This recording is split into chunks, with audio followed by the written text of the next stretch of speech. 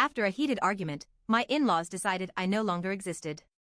No calls, no texts, even my husband played along. When I asked him why, he shrugged, "They'll come around."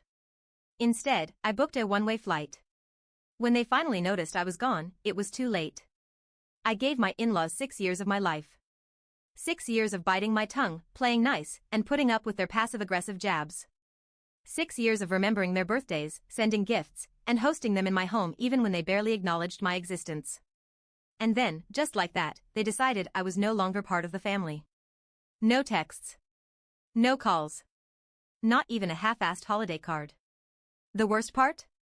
My husband went along with it. It happened on a random Friday night.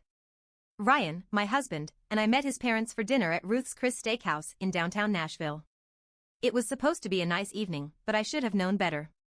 His dad, Alan, had a habit of running his mouth, especially after a few drinks. Somewhere between the appetizers and the main course, he launched into his usual boomer rant about how soft men have become and how a woman's place is with her children. I looked at Ryan. He said nothing. So, I laughed. "Well," I said, swirling my wine glass, "if you'd like to pay all our bills, I'd be happy to stay home." Silence. Alan set down his fork. His face turned red. His mom, Patricia, sighed like I had just embarrassed the entire family. "You're so damn disrespectful," Alan growled. "You don't appreciate what this family does for you." I blinked. "What exactly have you done for me?" Ryan grabbed my thigh under the table. "A warning." "Shut up." I yanked my leg away. I was done playing nice. "You live in our house," Alan continued, ignoring my question. "You should show some gratitude." "Our house?" "Ryan and I bought our home together. With our money." Alan hadn't contributed a dime. But in his mind, because Ryan was his son, it was his legacy. And I was just there. A placeholder. I dropped my napkin on my plate and stood up. "If you don't want me here, that's fine." I walked out of the restaurant. Ryan didn't follow. At first, I thought they'd cool off. Maybe Alan would call a few days later and give me some half-assed apology like, "You know how I am," or some other excuse. But instead? Silence. No calls. No texts. Nothing. And Ryan? He played along. I tested it. I didn't text his sister Maddie on her birthday. No response. I didn't send a card when his cousin had a baby. No acknowledgement. I didn't RSVP to his uncle's wedding. Nothing. They had officially erased me from the family. After 2 weeks of silence, I finally asked Ryan, "Did your parents say anything about me?" He didn't even look up from his phone. No. He shrugged. "They'll come around." That was it. That was his response. Like this was a game. Like I was overreacting. That night, I lay awake staring at the ceiling, feeling like a guest in my own home. My in-laws had cut me off. And Ryan let them. So, I made a decision. The next morning, I stopped trying. I stopped texting first. I stopped pretending to be okay. I didn't remind Ryan to call his mom on her birthday. I didn't buy Christmas gifts for his family. I didn't ask how Maddie's new job was going. I became as invisible to them as they were to me. And guess what? Ryan didn't notice. It wasn't until one night, when I got home late from work, that he finally said something. He was standing in the kitchen, eating a microwaved gas station burrito, looking genuinely confused. "Did you forget to cook?" I dropped my bag by the door and stared at him. "No," I said. "I just figured, since I don't exist, my cooking shouldn't either." He laughed.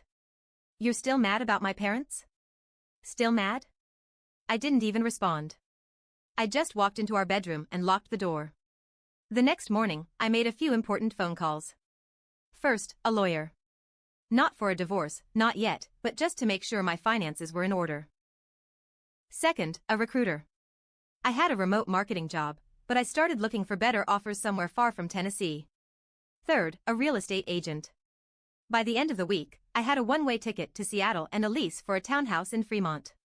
Ryan didn't notice a thing. 2 weeks later, I was packed and ready to go.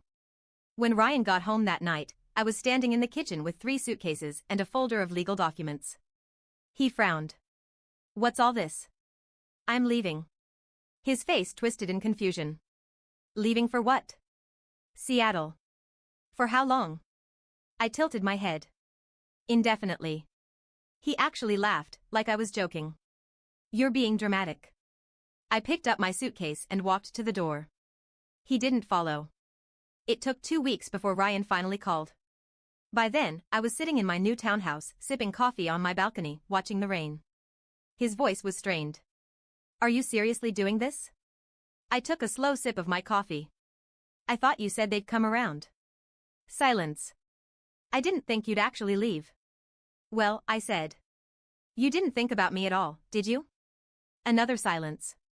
Then, just come home. Home? I had no home there. Just a house full of people who didn't see me. And just like that, my phone started blowing up. First, his mom's email. You're breaking up this family. How could you do this to Ryan? Then, a text from his dad. This is childish. Come back and fix this. Oh, now I existed? I sent one reply to his mother. If you truly cared, you would have reached out before I left. Then I blocked them all. I should have known they wouldn't let me go quietly. For a moment, I thought I had one. I thought I had escaped. But I underestimated them. It started with the emails. Then, the phone calls. And then, when I didn't respond, they sent Ryan. It was a Sunday afternoon. I had just finished setting up my new place, a small townhouse in Fremont, with a view of the water. My new life felt peaceful, like I could finally breathe. Then someone knocked on my door. Hard. Not a friendly, hey, I'm here to visit kind of knock. More like open this damn door, or I'll break it down. I looked through the peephole. Ryan. I sighed and opened the door. What are you doing here? His eyes were wild. Like he hadn't slept in days. His clothes were wrinkled, his jaw unshaven. He didn't even say hello. You blocked my number? I crossed my arms. Yes. He let out a humorless laugh. And you just moved? Without telling me? I did tell you. You just didn't listen. He stepped inside without asking. Walked right past me. You're really doing this, he muttered, looking around. His eyes landed on the boxes I hadn't unpacked yet. You really think this is your life now? I know it is. He turned to face me, his hands clenched into fists. And that's when I saw it. The anger. Not sadness. Not regret. Just rage. You're a selfish bitch, you know that? I felt my stomach drop. Because Ryan had never spoken to me like that before. And suddenly, I realized something. This isn't about love. It never was. This was about control. You need to come home, he said. I laughed. Why would I do that? Because you're my wife. I raised an eyebrow. And? And you don't just leave your husband like this. I stared at him, waiting. Waiting for him to say something, anything, that wasn't about his feelings. But he just stood there, his breathing heavy, his hands clenched at his sides. I took a step closer. Ryan, I said quietly. You never asked me why I left. Silence. You never asked if I was happy. You never asked what you did wrong. More silence. He blinked. Opened his mouth. Closed it. Because deep down, he knew the answer. I did everything right, he finally muttered. And that's when I saw it. The truth. Ryan thought he was a good husband because he never cheated. Because he worked a steady job. Because he didn't hit me. But he never chose me. And now, he couldn't understand why I didn't want to choose him either. You know, Ryan said, rubbing his jaw. My dad said you'd do this. I froze. What? He told me you'd pull some crazy feminist stunt one day. That you'd leave. I felt cold all over. Oh, and get this, Ryan continued, smirking now. He told me not to worry. That you'd come crawling back once you realized you couldn't handle the real world alone. I sucked in a slow breath. There it was. The real reason he came. Not for me.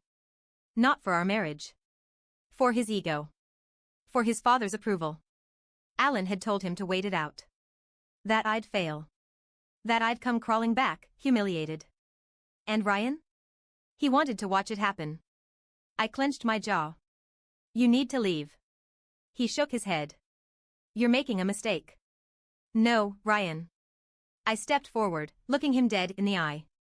The mistake was ever believing you gave a damn about me. He stared at me for a long moment. Then he did the one thing I wasn't expecting. He smirked. And then he said, you should check your bank account. After Ryan left, I grabbed my laptop and logged into my bank. And that's when I saw it. Every shared account was empty. The savings. The emergency fund. Even the joint checking. He had drained everything. All that was left was the money in my personal account, which, thankfully, I had moved weeks ago. But that wasn't the worst part. The worst part was the pending transaction. A wire transfer to Alan's account. For almost $40,000. My money. Gone. I sat there, staring at the screen, my heart pounding. I could feel the rage building inside me. He thought he could ruin me. He thought I would come crawling back. He thought I needed him. He was so sure I would fail. But Ryan forgot one thing. I was invisible to him for years. And now? That meant he had no idea what I was truly capable of. Ryan thought he won. I stared at the nearly empty bank account on my screen, my pulse pounding in my ears. $40,000. Gone. Transferred straight into Alan's account. He actually did it. He actually thought he could drain me dry and walk away. And for a second, I almost let the panic take over. But then I realized something. Ryan didn't know everything. And that? That was his mistake. I grabbed my phone and dialed the number I never thought I'd use. My lawyer. Hey, it's me, I said. We have a problem. And just like that, the real fight began. Here's what Ryan didn't know. Before I left, I had already moved my half of the money into my personal account. That $40,000? It was all his. His savings. His emergency fund. His rent money. He stole from himself. I sat back, watching my lawyer's email go out to Ryan and Alan in real time. Subject line, immediate legal action, unauthorized transaction. The body of the email was cold and professional. It explained how Ryan had fraudulently transferred funds without my consent, how I had already spoken to the bank, and how, if the money wasn't returned within 24 hours, we'd escalate to legal action. And the best part? Ryan was about to learn the hard way that Alan wasn't as loyal as he thought. Less than an hour later, my lawyer forwarded me a response. It wasn't from Ryan. It was from Alan. That money was given to me as a gift. If Ryan made a mistake, that's on him. I won't be returning a cent. I laughed out loud. Ryan was screwed. Alan took every penny and threw his own son under the bus. I texted Ryan. Me, your dad just stole from you. Hope it was worth it. No response. Not for 2 days. Then? He showed up again. It was raining hard that night. I was asleep when I heard it. Bang. Bang. Bang. I sat up, heart pounding. Bang. Bang. Bang. I grabbed my phone. Checked my doorbell camera. Ryan. Soaking wet. I almost ignored him. Almost. But then I saw his face. And I knew. He had nothing left. I opened the door just enough to look at him. He looked wild, like he hadn't slept or eaten in days. You need to go, I said. I don't have anywhere to go, he muttered. I leaned against the doorframe. Not my problem. His hands shook. His jaw tensed. My dad won't answer my calls, he admitted. The bank said I can't dispute the transfer because I sent it willingly. And now my landlord is threatening to evict me. I crossed my arms. And what do you want me to do about it? His eyes snapped to mine. You could fix this, he said. I laughed. Fix this? I repeated. You tried to steal from me, Ryan. Why the hell would I help you? His face twisted. You're my wife. I let out a slow breath. Not for long. And then, just to twist the knife, I said, oh, by the way, tell your dad I'll see him in court. Because what Ryan didn't know was that I had one last card to play. Before I left Tennessee, I did something Ryan never noticed. I had recorded every conversation with Alan where he called me a liability, a mistake, not really part of the family. I had emails from Patricia saying women shouldn't have separate bank accounts. I had texts from Maddie, calling me crazy and a gold digger, even though I had paid for half of everything in my marriage. And I had one big piece of evidence, a voicemail from Alan, saying, "Don't worry about the money, son. If she fights back, we'll make sure she walks away with nothing." Ryan had no idea I had proof. And when my lawyer sent that final email, including the recording, Alan was suddenly very eager to settle. Ryan thought I was bluffing. Alan thought his money and his connections would protect him.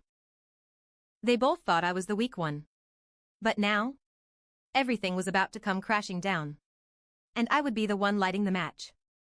I was sitting on my couch, sipping my coffee, when my lawyer called. "We have a settlement meeting," he said. I leaned forward. "With who?" "Ryan. Alan. Their attorney. They're offering a deal." I smiled. Because I knew exactly what that meant. Alan was panicking. He must have realized that the voicemail, his own words, was enough to burn him in court. Maybe his business partners found out. Maybe Ryan had finally figured out he'd been played. Didn't matter. They wanted a way out. So I gave them one. I agreed to meet. But on my terms. We met at a law firm downtown, in a conference room with floor-to-ceiling windows overlooking the city.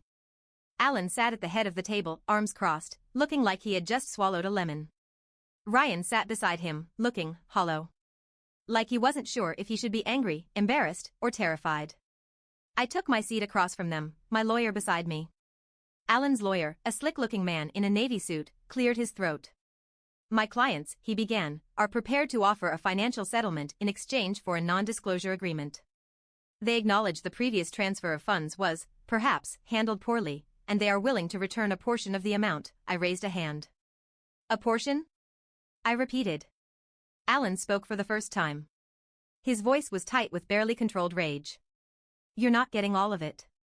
I tilted my head. "Oh. You're not entitled to it," he sneered. "You walked out on my son. You abandoned your marriage. Why the hell should we pay you anything?" I let out a slow breath. Then I reached into my bag and pulled out a folder.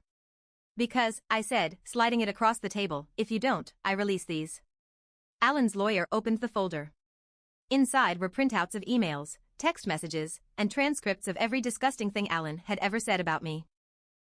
Ryan stiffened when he saw his own messages. The ones where he mocked me to his dad, saying she'll never leave, she's too emotional. The ones where he let Alan call me a waste of a wife. The ones where they joked about how easy it would be to ruin me if I ever fought back. Alan's lawyer's face went pale. "You recorded these?" he asked, flipping through the pages. Alan slammed the folder shut. "You wouldn't dare." I smiled. "Try me." Ryan finally spoke. "You planned this," he muttered, shaking his head. "This whole time. You planned this." I turned to him. "You really think I wanted this? You left me." I clenched my jaw. "No, Ryan. You let me leave." Silence. His eyes darted to Alan, then back to me. And for the first time, I saw it. Doubt. He was finally realizing it. How his father had used him. How Alan had never cared about him, only about control. Ryan swallowed. "You want to destroy my family." "No," I said, standing up. "Your family destroyed itself." I grabbed my bag. "Now, you can either sign the agreement and give me what I'm owed, or you can watch me drag your entire family through the mud." Alan glared at me. But he knew he had lost. They signed. I got every penny back. Plus, a lump sum for damages, in exchange for not releasing the evidence publicly. Ryan left the firm without saying a word to me. He didn't even look back. Alan? Well, Alan had bigger problems. Because 2 days later, his company fired him after someone leaked those messages anyway. Not me. But someone. Maybe Maddie. Maybe one of Alan's friends. Maybe karma. Either way, he lost his job, his reputation, and his power. Ryan? He tried calling me once. Left a voicemail. I don't know what to do anymore. I never called back. I spent 6 years trying to earn my place in that family. Turns out, the best thing I ever did was walk away. Because now, I exist on my own terms. And they don't exist to me at all.